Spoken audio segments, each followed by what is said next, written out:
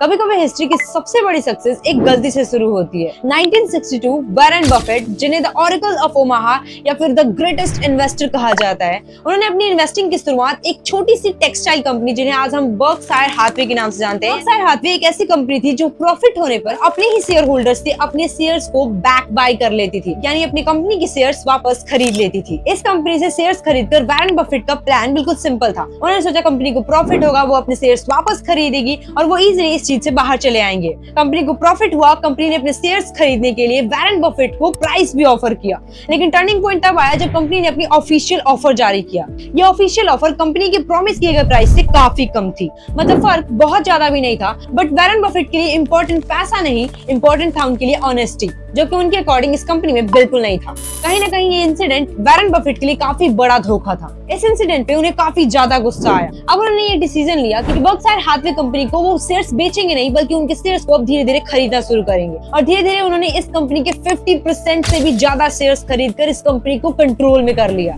मेरा यहाँ कहना काफी गलत होगा कि बर्कशायर हाथवे कंपनी सिर्फ गुस्से की वजह से इतना बड़ा एम्पायर आज दुनिया में बना पाई है, क्योंकि वॉरेन बफेट का गुस्सा उन्हें बस कंपनी को एक्वायर करने का डायरेक्शन दिया था। बट बाद के डिकेड्स में लिए गए डिसीजन से इस कंपनी को एक बड़ा एम्पायर बनाया था, ना कि उस गुस्से ने। यानी सीखने वाली पॉइंट ये है कि हमें इमोशन में बह के कभी भी बिजनेस से रिलेटेड डिसीजन नहीं लेना चाहिए, क्योंकि वॉरेन बफेट ने खुद कहा था कि उनके लिए बर्कशायर हाथवे कंपनी को कंट्रोल करना फाइनेंशियली प्रॉफिटेबल नहीं था। But don't forget this, Warren Buffett एक और बात कहते हैं कि ग्रेट बिजनेस माइंडसेट में कभी भी कोई गलती रेग्रेट नहीं, बल्कि अपॉर्चुनिटी दिखनी चाहिए। और शायद इसलिए उन्होंने इस छोटे से टेक्सटाइल कंपनी को अपना रेग्रेट नहीं, बल्कि इसे अपना अपॉर्चुनिटी का फॉर्म बनाकर इसे एक इन्वेस्टमेंट एम्पायर बना दिया। I think Berkshire Hathaway company की इन्वेस्टमेंट कुंडली देखने से पहले हमें वॉरेन बफेट के जन्म की ओर जाना चाहिए। 1930 जब अमेरिका ग्रेट डिप्रेशन में था, बिजनेस बंद हो रहे थे, लोग जॉब्स खो रहे थे और इकोनॉमी बहुत ही मुश्किल यानी क्रिटिकल फेज में थी। इसी दौरान वॉरेन बफेट का जन्म होता है और यहीं से टर्निंग पॉइंट्स आनी शुरू होती हैं। वॉरेन बफेट काफी छोटी उम्र से ही कोका कोला ब्रांड की वैल्यू समझकर उसे बेचना शुरू कर दिया था। यानी वॉरेन बफेट काफी छोटी उम्र में ये समझ चुके थे कि प्रॉफिट तब बनती है जब वैल्यू क्रिएट की जाती है या फिर वैल्यू को सही तरीके से आइडेंटिफाई किया जाता है।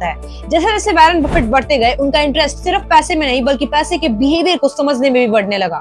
उनके लिए हर एक छोटी चीज बिजनेस अपॉर्चुनिटी थी। न्यूज़पेपर डिलीवर करने से लेकर च्यूइंग गम्स बेचने तक, गोल्फ बॉल्स को कलेक्ट करके बेचने से लेकर पिनबॉल मशीन्स लगाने तक, ये सब एक्टिविटीज उनके लिए एक्सपेरिमेंट थे जो उन्हें इन्वेस्टमेंट से रिलेटेड वैल्यूएबल लर्निंग्स दे रहे थे। और शायद इसलिए सिर्फ 14 की उम्र में वॉरेन बफेट ने इतनी सेविंग्स जमा कर ली कि उन्होंने नेब्रास्का में एक फार्मलैंड खरीद दिया। सोचिए, जिस उम्र में मैक्सिमम टीनेजर्स नए साइकिल, नए कपड़े की सोच रहे थे, वहाँ वॉरेन बफेट एक इनकम जनरेटिंग एसेट खरीद रहे थे। यहाँ पर रिच लोगों की एक प्रिंसिपल नोट की जा सकती है कि रिच पीपल सिर्फ इनकम नहीं, बल्कि एसेट्स क्रिएट या एक्वायर करने पर मोर फोकस्ड होते हैं, जो फ्यूचर में भी उनके लिए इनकम जनरेट करते हैं। बट यहाँ एक प्रॉब्लम थी। वॉरेन बफेट बिजनेस को ऑब्जर्व तो कर रहे थे, बट अभी उनके लिए कोई क्लियर इन्वेस्टिंग फ्रेमवर्क नहीं था। उन्हें पता था कि एक अच्छा बिजनेस बनाना है, बट उनके लिए एक सवाल था कि कैसे डिसाइड करें कि कोई बिजनेस सच में अच्छा है। अब इसी दौरान वॉरेन बफेट को एक किताब हाथ लगी, द इंटेलिजेंट इन्वेस्टर। इस किताब के ऑथर है बेंजामिन ग्राहम। इनका मानना था कि स्टॉक मार्केट हर दिन कंपनीज की प्राइस बताती है, लेकिन स्टॉक मार्केट कभी भी ये गारंटी नहीं देता कि वही प्राइस उस कंपनी की एक्चुअल वैल्यू है।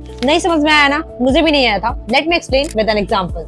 सोचिए, आपके इलाके के मार्केट में एक कपड़े की दुकान है। वो हर महीने लाखों रुपए का बिजनेस करती है, कस्टमर्स लॉयल हैं और इनकम लगातार जनरेट हो रही है। अब मान लीजिए उस दुकान का ओनर किसी कारण से अपनी दुकान को काफी जल्दी बेचना चाहता है, वो भी मार्केट वैल्यू से काफी कम प्राइस पर। अब इस दुकान को खरीदने वाले दो तरीके के लोग होंगे। पहले वो जो ये सोचेंगे कि ये इतना महंगा दुकान इतने सस्ते में क्यों, शायद इसमें कोई प्रॉब्लम होगी।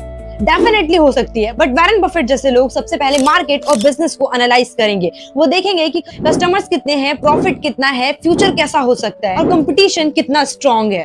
अगर रिसर्च के बाद उन्हें लगे कि बिजनेस की असली वैल्यू उसके सेलिंग प्राइस से काफी ज्यादा है, तो वॉरेन बफेट जैसे लोग उस दुकान पर इन्वेस्ट करेंगे, क्योंकि उसकी वैल्यू बहुत ज्यादा है। उस दिन वॉरेन बफेट को ये समझ में आया था कि सक्सेसफुल इन्वेस्टिंग का मतलब चीप चीजें खरीदना नहीं होता, बल्कि उन बिजनेस को पहचानना होता है जिनकी असली वैल्यू पूरी दुनिया कभी समझ ही नहीं पाती। लेकिन एक बात ध्यान रखना, कंपनी का स्टॉक सस्ता हो सकता है, वैल्यू ज्यादा हो सकती है, लेकिन अगर उसका बिजनेस धीरे धीरे खत्म हो रहा हो तो वहाँ इन्वेस्टमेंट नहीं, ट्रैप हो सकता है। वॉरेन बफेट हमें समझाते हैं कि it's far better to buy a wonderful company at a fair price than a fair company at a wonderful price. Hindi में समझे तो एक बेहतरीन बिजनेस को उसके सही कीमत पर खरीदना एक एवरेज बिजनेस को सस्ते प्राइस पर खरीदने से कहीं ज्यादा बेटर होता है। और इसी रियलाइजेशन ने वॉरेन बफेट को सिर्फ एक सक्सेसफुल इन्वेस्टर ही नहीं, बल्कि एक्स्ट्रा ऑर्डिनरी बिजनेस ओनर भी बना दिया। बफेट की वर्कशायर हाथवे कंपनी का अगर आज आप पोर्टफोलियो उठाकर देखो तो आप हैरान रह जाओगे। ये सिर्फ एक कंपनी नहीं बल्कि दुनिया के कुछ आइकॉनिक बिजनेस का कलेक्शन है। इस कंपनी ने कोका कोला ब्रांड में इन्वेस्ट किया जो आज 200 प्लस कंट्रीज में अपनी एक यूनिक पहचान रखता है। अमेरिकन एक्सप्रेस में जहां ट्रस्ट ही बिजनेस का फाउंडेशन है, और एप्पल जैसे ब्रांड में भी इन्वेस्ट किया जो दुनिया के वैल्यूएबल कंपनीज में से एक है।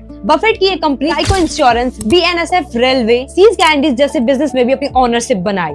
गौर फरमाए तो इंडस्ट्री अलग है, प्रोडक्ट्स अलग हैं, बट बफेट के पैटर्न्स बिल्कुल सेम हैं। यानी उनके बिजनेस में strong brand, loyal customers, honest management और लॉन्ग टर्म अर्निंग माइंडसेट था।